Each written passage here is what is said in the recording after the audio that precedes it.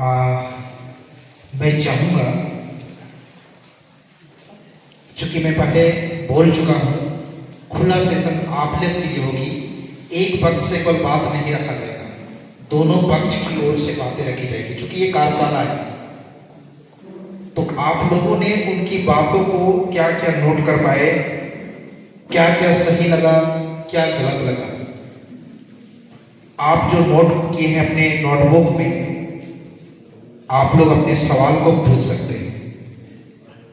एक एक लोग खड़े होंगे।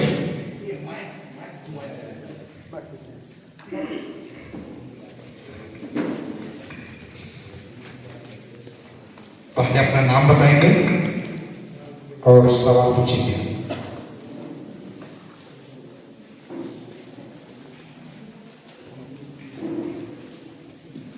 सभी को जय राम। मेरा नाम हुआ सुनील राम, प्रखंड चामो, ग्राम गणेशपुर। आदरणीय विक्टर मार्ट जी का सारा आशीर्वचन सुने हम लोग, सुनकर बहुत अच्छा लगा। और हम लोग उनको हमारे समाज का अनुभवी और पी पेशा के तहत जानकारी महसूस किए।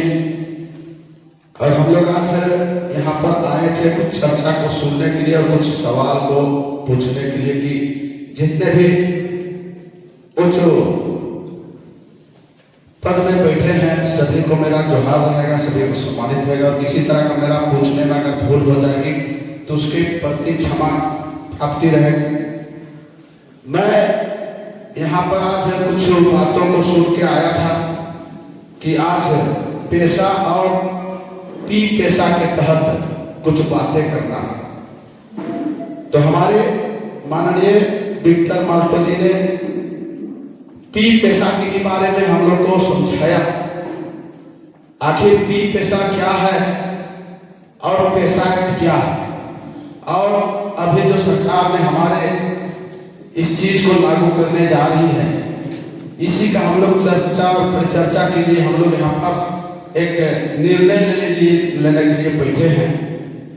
और हम लोग को जहां तक किताबी जानकारी तो जहां तक थोड़ी बहुत है ही, और उतना तो जानकार नहीं है, लेकिन पेशा एक्ट मेरा मैंने जितना जानकारी है, पेशा एक्ट जो हमारा रूढ़ी प्रथा पारंपरिक व्यवस्था के तहत जो लोग आते हैं उसके लिए पेशा एक्ट लागू होने से अच्छा होगा, ऐसा सुनने में आता है। और पी पेशा में जो हमारा समाज का रूढ़ी प्रथा जो छोड़ चुके हैं, और भले ही जात का है, कोई उराव जात है, कोई गुंडा जात है, कोई तरह तरह का हम लोग को, जैसे कि हमारे झारखंड में बत्ती जनजाति हैं, सभी लोग आदिवासी हैं। लेकिन पेशा एक यही दर्शाता है कि जो पारंपरिक व्यवस्था को अभी तक नहीं छोड़े हैं, वैसे लोगों के लिए पेशा एक ही लागू होगा तो अच्छा होगा। और पी पेशा लागू होने से जो हमारा पारंपरिक व्यवस्था रूढ़ी प्रथा को छोड़ चुके हैं वो सब भी शामिल होगा, ऐसा मैंने जानकार आदमी ने इस बात को रखा है। और पी पेशा और पेशा एक्ट में हम लोग भी गूगल सर्च करते हैं तो कहीं ना कहीं हम लोग को दिखाई देता है, जानकार देता है, लेकिन गूगल में भी हम लोग उतना भरोसा नहीं करते हैं कि लेखक किसी समुदाय का भी होता है, किसी विचारधारा का भी होता है। आज लिखने वाला अलग अलग तरह का किताब लिख रहे हैं और सभी ने अपना अपना समुदाय को भी लिखा करते हैं और अपना अपना समाज के बारे में भी उसको दर्शाते हैं। इसीलिए मेरा विक्टर मार्टो दादा से सवाल होगा कि पेशा एक्ट में क्या हम लोग के लिए कमी है और पी पेशा में क्या हमारा मैंने बदलाव किया गया है, इसको विस्तार रूप से जानना चाहते हैं, ताकि हमारे झारखंड में जिस तरह से बोला जा रहा है कि पेशा एक्ट एवं पी पेशा लागू होने वाला है, तो हमको जहां तक मेरे सवाल से जहां तक जानकार है उस हिसाब से मेरा पैसा एक्ट ही लागू होने से अच्छा होगा, ऐसा मेरा विचार है। धन्यवाद। धन्यवाद सुनील उरांव। जो उनके मन में जो सवाल आई, पैसा और पी पैसा, चूंकि हम लोग अभी जो चर्चा को सुन रहे थे पी पैसा से संबंधित था और उसी जगह पैसा एक्ट भी है और ये दोनों में सुनील उरांव ने जो अंतर देख पाए हैं, उनके कहने अनुसार पैसा एक्ट के तहत आदिवासियों की रूढ़ी प्रथा, पारंपरिक व्यवस्था लागू होता है और पी पैसा एक्ट के तहत जो अपनी परंपरा को छोड़ चुके हैं, जो परंपरा से संचालित नहीं हो रहे हैं, उनके लिए पी पैसा एक्ट लागू होता है। सुनील, यही आपका सवाल है ना? तो इस सवाल को दादा विक्टर मल्टो से हम लोग कुछ जवाब सुनना चाहेंगे, उसके बाद आगे बढ़ेंगे। हेलो, एक मिनट दादा। और कुछ हमारे गणमान्य अभी अभी आए हैं, उनका मैं परिचय करा देता हूँ, उसके बाद हम लोग चर्चा परिचर्चा में आगे बढ़ेंगे। पाढ़ा समन्वय समिति भारत के टीम भी हमारे बीच पहुंच चुके हैं, जिनका अध्यक्ष सैयद राणा प्रताप उरांव हमारे बीच उपस्थित हैं। ये पाढ़ा समन्वय समिति भारत की ओर से ये अध्यक्ष हैं। साथ में जनरल सेक्रेटरी के पद में जो काम कर रहे हैं अमर कुमार इक्का, और सेक्रेटरी के रूप में काम कर रहे हैं लोहरवन उरांव। साथ में सदस्य के रूप में है डॉक्टर विनीत भगत, और साथ में प्रोफेसर रामचंद्र उरांव। तो अभी हमारे बीच इस चर्चा में शामिल होने के लिए रांची से चलकर ये टीम आए हैं। तो अभी हम लोग पी पैसा एक्ट से संबंधित दो वक्ताओं के द्वारा हम लोग सुने। प्रथम प्रभाकर कुजूर, दूसरा विक्टर मल्टो दादा की ओर से। चूंकि ये पहले मैं बोल चुका हूँ, ये कार्यशाला है, सभा सम्मेलन में एक तरफ से बात बोली जाती है, दूसरी ओर सुनने वाला रहते हैं, लेकिन ये कार्यशाला है, एक ओर से बोली जाएगी, दूसरी ओर से पूछा जाएगा सवाल। तो सुनील की ओर से आया है, पैसा और पी पैसा दोनों में क्या अंतर है?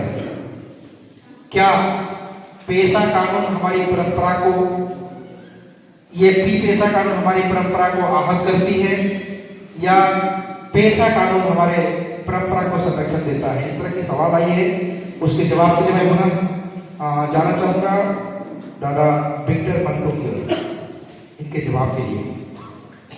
धन्यवाद। बहुत खूबसूरत सवाल है, खूबसूरत सवाल है। और बहुत बार मैं सोचता था कि कब इस सवाल से मुझे सामना हो। पूरे देश में ऐसा लगता है कि मैं अकेला आदिवासी हूं जो देश के किसी भी कोने में किसी भी मंच से कहता है कि church and temple can not be the leader of scheduled tribes. Hindi में कि चर्च, मंदिर, मस्जिद हम आदिवासियों का लीडर नहीं। हमारे संवैधानिक मामलों में, हमारे परंपरागत व्यवस्था के मामले में किसी भी प्रकार का दखल बर्दाश्त नहीं है। और यही कारण है कि भागलपुर के तत्काल deputy commissioner Lord Augustus Cleveland को हमारे पूर्वजों ने तीर मारा। और आज भी हम कलम की तीर से ऐसी ताकतों से टकरा रहे हैं जो हमारी परंपरा व्यवस्था को नष्ट कर रहे हैं। हमारे बीच में पंचायत राज व्यवस्था और नगर पालिकाओं की व्यवस्था को थोप कर हमारी जमीन और हमारे व्यवस्थाओं को, एसपीटीएफ, सीएमटीएफ, एक्सटेंशन रूल को खत्म करने का साजिश है। पैसा के द्वारा हम आदिवासियों को पंचायत राज व्यवस्था और नगर पालिका की व्यवस्था को थोपने की साजिश की जा रही है। अगर पंचायत राज व्यवस्था हमारे बीच आएगा तो धीरे धीरे हमारा पारंपरिक स्वशासन व्यवस्था है वो कमजोर होता जाएगा। आने वाली पीढ़ी उस और ज्यादा आकर्षित होगी पंचायत राज व्यवस्था की ओर और नगर पंचायत व्यवस्था की ओर, जहां आपको अलग संस्कृति, अलग धर्म के लोग आप पर शासन चलाएंगे। आज हो रहा है ना, 24 साल हो गए पैसा दिए हुए, कितनी तरक्की हुई हमारे कस्टमर लोगों को बचाने के लिए ही माननीय संसद ने रोक लगाया कि अनुसूचित क्षेत्रों में पंचायत राज व्यवस्था और नगर पालिका व्यवस्था पर रोक लगाई जाए। रोक लगे और ये संसदीय अधिनियम की प्रोविजन होता है, पंचायत एक्सेशन प्रोसीजर जो है 2 बार की है ना, इसलिए आया कि हमारे पारंपरिक व्यवस्था बचाई जाए। और इस बात को हमारे संतान कोरोना के लोग स्वीकार किए, समझे और पंचायत राज नगर पालिका को खत्म करने का निर्णय वहां लिया। कोल्हान के सभी 38 प्रखंडों में जाकर हम लोगों ने मीटिंग किया, वहां इस बात को समझे हमारा आर्थिक सशक्तिकरण, सांस्कृतिक सशक्तिकरण इस पंचायत राज व्यवस्था और नगर पालिका व्यवस्था से नहीं हो सकता है। हमारे समाज के लोग गरीब से गरीब होते जा रहे हैं। इस झारखंड में आज 40% खनिज संपदा जाते हैं, लेकिन 42% गरीबी है। आज हमारी बेटियां हर घर में नौकरानी बन गई है, हर दुकान में काम करती है, सुबह सुबह महिलाएं चौराहे में खड़ी हो जाती है। क्या उस समय हमें सम्मान का याद नहीं आता? हम ये भी कहते हैं आप धर्म पकड़ के रखो, एक हाथ में बाबा साहब का संविधान भी पकड़ो, इसी से हमें आरक्षण मिलेगा, इसी से हमें सरकारी नौकरी मिलती है, आईएएस आईपीएस बनते हैं, एमएलए एमपी बनते हैं। एक हाथ में संविधान हमें पकड़ना है, एक हाथ में धर्म पकड़ना है। आज हमें धर्म से बांट करके हमारी नौकरियों को लूटा जा रहा है, हमारे जमीन को लूटा जा रहा है। आपको बता दो 1 जनवरी 2024 से लेकर के 31 जुलाई 2024 तक 13,623 करोड़ रुपए डीएमएफटी के आए। 31 दिसंबर 24 तक इतने पैसे फिर आए। 54,000 रुपए शेड्यूल ट्राइब सब प्लान के, एसटी सब प्लान के 54 अरब रुपए महिला योजना में चला गया। क्या हमारा स्वाभिमान आहत नहीं हुआ? क्या सर, क्या हमारा स्वाभिमान आहत नहीं हुआ? उस ट्राइबल सप्लान से कितने महिलाओं, कितने गर्भवती महिलाओं का जान बचता, टूटी खाट में ले जा रहे हैं लोग। हम पहाड़िया गांव में पीने का पानी नहीं है और हमारे पैसों को बांटा जा रहा, पार्क बना रहा है,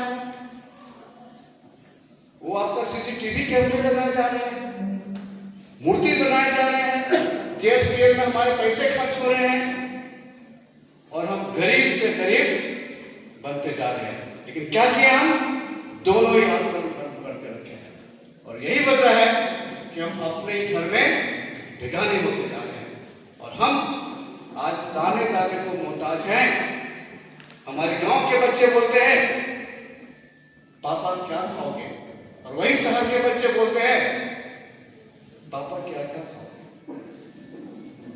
तो क्या ये क्या की दूरी हम लोग धर्म को सामने ला करके बांटते रहेंगे और दूसरे लोग हमारी जमीन, हमारी बहू बेटियां को लूटते रहेंगे, हमारे ट्राइबल सप्लान और डीएनएफटी के पैसे लूटते रहेंगे, हमारे खनिज लूटते रहेंगे और हम धर्म की असंतुष्टि लेकर के हम लोगों को लूटने छोड़ देंगे? क्या हम संविधान को छोड़ देंगे? क्या धर्म हमें नौकरी देता है? अगर धर्म नौकरी देता है आप स्वीकार करो, लेकिन जब संसद ने हमारे लिए ऐसी व्यवस्था की है, धर्मनिरपेक्ष संसद ने, तो फिर ये धर्म कहां से आ जाता है हमारे बीच में? क्या हमारे पूर्वजों ने धर्म के लिए लड़ा? तिलका मांझी ने तीर मारा अंग्रेज को तीर मारा हमारे तिलका मांझी ने। किसी भी हमारे शहीदों ने धर्म के लिए नहीं लड़ा। हमको जवाब चाहिए हमसे।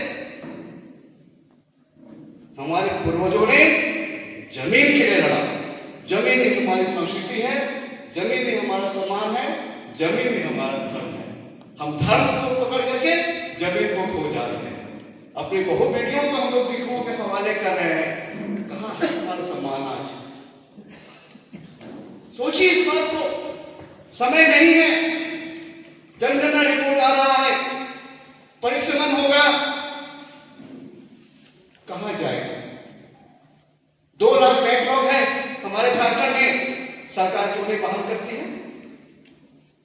2500 रुपए के हम लोग लायक है, हमारी बेटियां महिलाएं 2500 रुपए की लायक है, और हमारे हिस्से का 56,000 रुपये 54,000 रुपये ट्रैवल ये महिला योजना में जाएगा।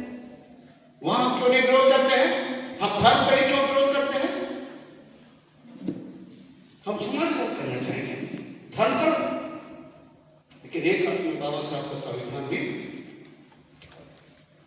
जब भी यहां बात आती है आदिवासियों के सशक्तिकरण का, उसी समय ये धर्म का जहर हमारे बीच में घोला जाता है। इसलिए मैं डंके के चोट में बोलने वाला पहला आदिवासी हूं जो डंके के चोट में बोलता है चर्च, टेंपल एंड मस्जिद हमारा भी धर्म है। They can not be leader tracks. कितने लोग बोलते हैं, और चुनौती है हमारा। मैं कहीं भी बड़े बड़े, चाहे वो हिंदू संगठन हो या ईसाई संगठन हो या मस्जिदों की मीटिंग हो, मैं मुंह पे कहता हूं you are not my leader. मेरे पास अपनी परंपरा स्वशासन व्यवस्था है जो पूरे विश्व में सबसे समृद्ध है और सबसे सम्मानित है। निर्णय आपको लेना है, आप कैसे लेना? अगर सम्मानपूर्वक जीना है तो माननीय संसद ने जो व्यवस्था दिया है हमें उसे लेना चाहिए। हम आपको नहीं रोकेंगे, अपने को मर्जी है आपकी, लेकिन ये आखिरी मौका है हमारे लिए कि हम क्या दोनों हाथ में धर्म पकड़ेंगे कि एक हाथ में संविधान पकड़ेंगे? क्या बात? निर्णय आपको लेना है। आप कहां सुखी रहेंगे? निर्णय आपको। हम अपना बता दें कि church and temple can not be leader of scheduled tribes. वो हमारा नेता नहीं है। आदिवासी फ्री है, कहीं भी जाएगा, कोई भी धर्म नहीं, वो समुदाय है। अगर लुइस मार्डी एमएलए है ना, अगर उसका आरक्षण खत्म होगा तो बाबूलाल मरांडी जी का आरक्षण खत्म होगा। यहां समुदाय है, व्यक्ति नहीं है। अब जमीन को कैसे डिलीट करोगे? आप शहीद बिरसा मुंडा को कैसे डिलीट करोगे? हमारे तिलका मांझी को कैसे डिलीट करोगे? शहीद वीर बुद्धू को कैसे डिलीट करोगे? ये जहर हमारे दिमाग में इसलिए घोल रहा है ताकि हमारे संसाधनों को वो लूट सके। आज इस बैठक के माध्यम में पूरे जनजातीय समुदाय को हम आगाह करते हैं, चेतावनी देते हैं कि अभी भी जगे और एक हाथ में बाबा साहब का संविधान और एक हाथ में धर्म को पकड़ के रखे, तब भी हमारे बच्चे, हमारी बच्चियां, हमारी महिलाएं, हमारा समाज और ये भाषा व्यवस्था फैलेगा फूलेगा। नहीं तो मुखिया राज लीजिए, नगर पंचायत लीजिए, मेयर बनिए, 25 साल बाद हमारे आने वाली पीढ़ी पूछेगी आप लोगों ने क्या किया। उसमें आपकी मर्जी। और कोई सवाल पूछिए। मैं तो बेगास बोलता हूं, चाहे कोई भी संगठन हो, मैं बेवाक बोल रहा हूं। और इसी चेतावनी के साथ मैं रिजर्व बैंक का नौकरी छोड़ के आया हूं।